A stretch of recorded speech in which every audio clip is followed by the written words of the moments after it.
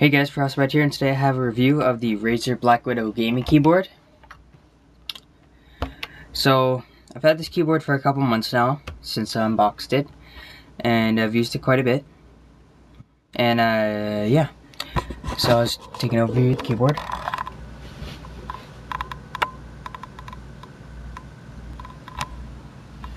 It's a mechanical gaming keyboard.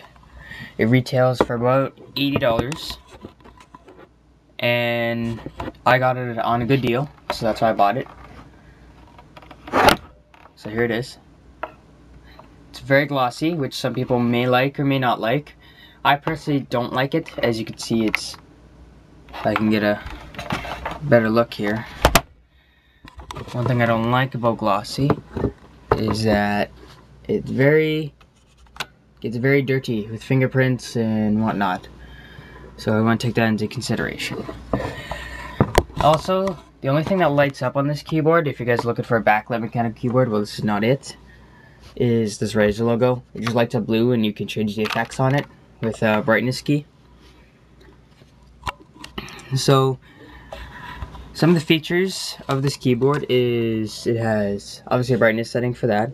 It has game mode to not let, so you can't hit the Windows key and it jump out of your game or whatever. It has media keys. And it has volume controls, which are all done by this FN button. And also there's this M button, which is macro record, because you have 5 macros, and you have 10 profiles. 10 profiles, which I believe are done by the number buttons, but I'm not sure how they work because I never really used it. And the cord here, just before I plug it in, has this nice braid. It's a nice braided cord, so it doesn't get tangled or anything.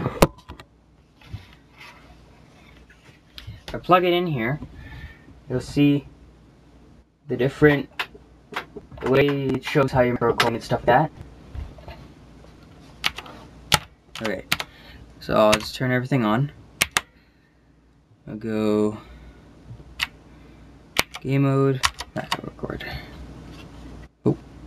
Okay, well, it all lights up here, and it all just kind of hides under the gloss, which is kind of cool. So it just kind of disappears, and it kind of lights up.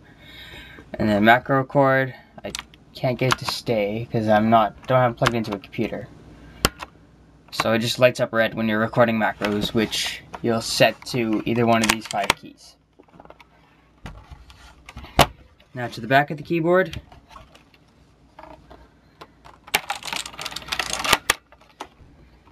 Pretty plain. It's got some rubber feet along the bottom here and the sides, and on the top. And on the clips here, there's some rubber. It's not the most high quality rubber, especially on the feet here, because it does slide a little, but it does the job just fine. I don't think you'll find yourself moving it too much unless you're like really pushing it or something, which you probably won't be doing, so you should be okay.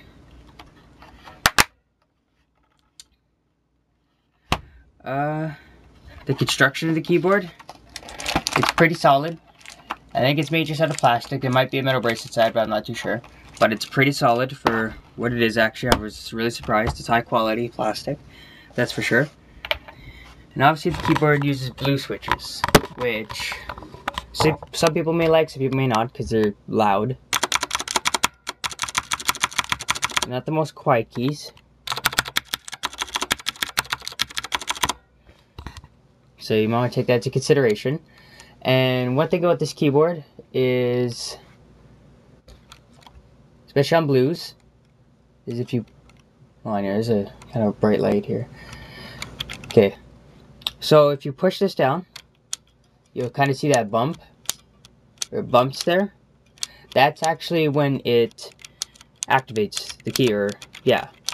So you'll get your key click if you get that bump, because that's all the way down. That's about halfway. That's all the way down. Once you hear that click, then you know the key's activated. So you don't even have to press it all the way down to get the key to be activated. Like on Membrane, you have to push it all the way down, which is nice for gaming. Make sure response time or your key press is a lot faster. Even for typing, this keyboard's very nice to type on, because you get your words per minute will be much faster on this keyboard because you'll be typing a lot faster. This keyboard uses a standard layout, so you know, normal size enter and shift. None of this mini shift and then, you know, this long enter button. I don't like those because I have to move this key like down here by shift, and then you're messing up your thing. It's all standard, which is very nice. I like standard. It's 10 plus keys, so it has the numpad obviously. There is a tournament edition that doesn't have this, and I'm pretty sure it's the same price. So this keyboard is pretty much the kind of basic version. They have an ultimate version which kind of has more bells and whistles, like it has your, you know, on the back here to have your headphone jack and whatnot, but this one doesn't have it. But obviously this one's a lot cheaper. So if you're looking into this, if you're looking in for mechanical, I can't really recommend one because I'm not you. And blue switches are loud, and they're the most tactile, they're the most easiest to click, but they're also loud. So if you're downstairs in your room all by yourself, you'll be okay, and if you don't mind hearing it through headphones, you'll be okay. Which I don't really mind it, but I got a different keyboard that has browns, and I like it a lot better, which I'll do a review on soon. So yeah,